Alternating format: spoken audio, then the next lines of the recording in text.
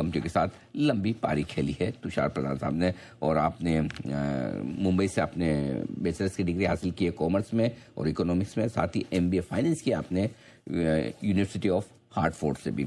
Sir बहुत बहुत स्वागत है आपका, धन्यवाद हमें समय देने के लिए। सबसे पहले इस तरह के माहौल में जब लगभग हर रोज या तो हम गैप से ऊपर खुलते हैं या गैप से नीचे खुलते हैं, कैसे आप इस तरह के बाजार को अप्रोच करते हैं, कैसे संतुलन बनाते हैं, कैसे एक बैलेंस्ड अप्रोच लेते हैं, ये समझाएं सर। ये अच्छा सवाल आपने पूछा, क्योंकि इन्वेस्टर्स जो हैं ज़्यादातर जो न्यूज़ को देख के प्रभावित हो जाते हैं और एक दिन बहुत अच्छा चलने के बाद उनको लगता है कि अभी अच्छा ही होगा, और एक दिन बुरा होने के बाद ऐसा भी लगता है कि शायद अभी यहाँ से निकल जाए। तो इसको बिहेवियरल इन्वेस्टिंग के अंदर इन्वेस्टर बिहेवियर जो है वो ज़्यादातर इम्पॉर्टेंट है रादर देन द फंडामेंटल्स। जैसा कि हम जानते हैं कि कंपनियों के भाव जो मार्केट में ट्रेड होते हैं वो ज़्यादातर परसेप्शन ऑफ रियलिटी पे ट्रेड होते हैं, मगर इन द लॉन्ग रन उनकी जो वैल्यू उभर आती है वो उनकी फंडामेंटल ग्रोथ और उनकी क्षमता है जिससे कि वो और ज़्यादा बड़े बने अगले 3, 4, 10, 15 सालों में, इसके ऊपर आधारित होता है। तो इसका मतलब ये दो चीज़ें अलग हैं। तो जब आपने जिक्र किया कि मार्केट कभी कभी गैप अप ओपन होता है, कभी कभी गैप डाउन होता है, तो इन्वेस्टर्स क्या करें?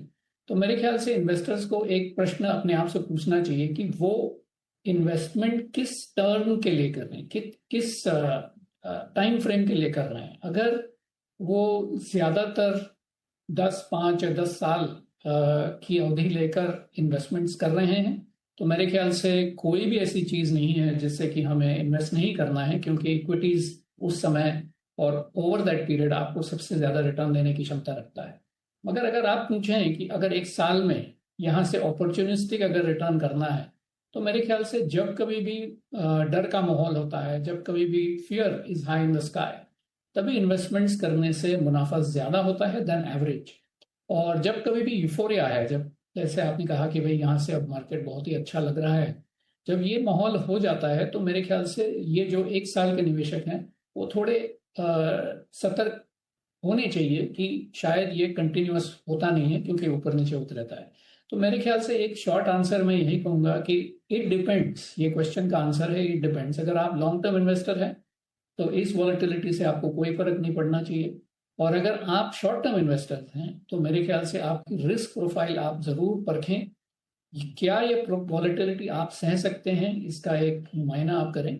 और जब कभी भी मार्केट बहुत नीचे जाता है वो देखता है और जो एवरेजेस से बहुत नीचे आता है, तब निवेश करने में ज़्यादातर एवरेज के ऊपर रिटर्न आने की अपेक्षा आप कर सकते हैं। सही तरीके से आपने बताया कि किस तरह से इस ऐसे बाजार को आप अप्रोच करें, धीमे धीमे पैसा लगाएं, साथ ही ये भी समझें कि आप कितने समय के लिए पैसा लगा रहे हैं। अब एक चीज़ जो इस वक्त लोग सब जानना चाहते हैं कि चलिए थोड़ी रिकवरी रिलीफ तो आज आई है, लेकिन क्या समझें बाजार के लिए और युद्ध के लिए सबसे बुरा समय पीछे छूट चुका है, बीत चुका है, या खतरे अभी टले नहीं है और रिस्क है? देखिए, हर कोई जानता है कि अगर युद्ध इससे आगे की लेवल तक जाता है, मतलब हम फिजिकल इंफ्रास्ट्रक्चर की डिस्ट्रक्शन की बात कर रहे हैं, लोगों की जान जाने की बात कर रहे हैं, मतलब ऑल आउट वॉर। ये सिनेरियो मेरे ख्याल से दोनों तरफ शायद मतलब बहुत लो प्रोबेबिलिटी इवेंट होगा।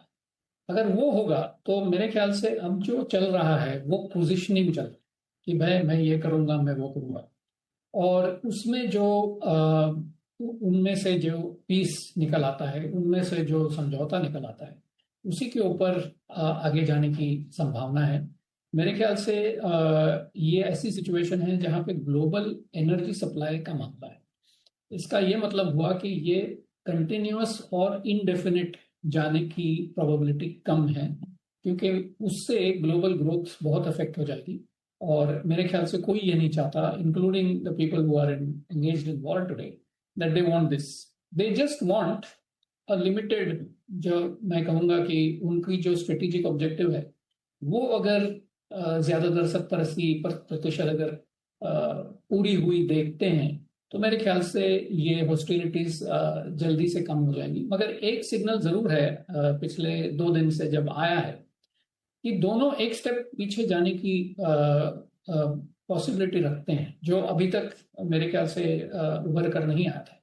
तो मेरे ख्याल से यहाँ से अब आगे जाके हम इतना ही देख सकते हैं कि शायद अ, कल ही कुछ हो, ऐसा तो कोई नहीं कह रहा है, मगर अब मोड़ आ चुका है। यहाँ से अगर ज्यादा अग्रेशन अगर हमने दोनों तरफ से देखा, तो वो एक थोड़ी, मैं कहूँगा, लो प्रोबेबिलिटी इवेंट होगी, मगर पॉसिबिलिटी रख सकते हैं।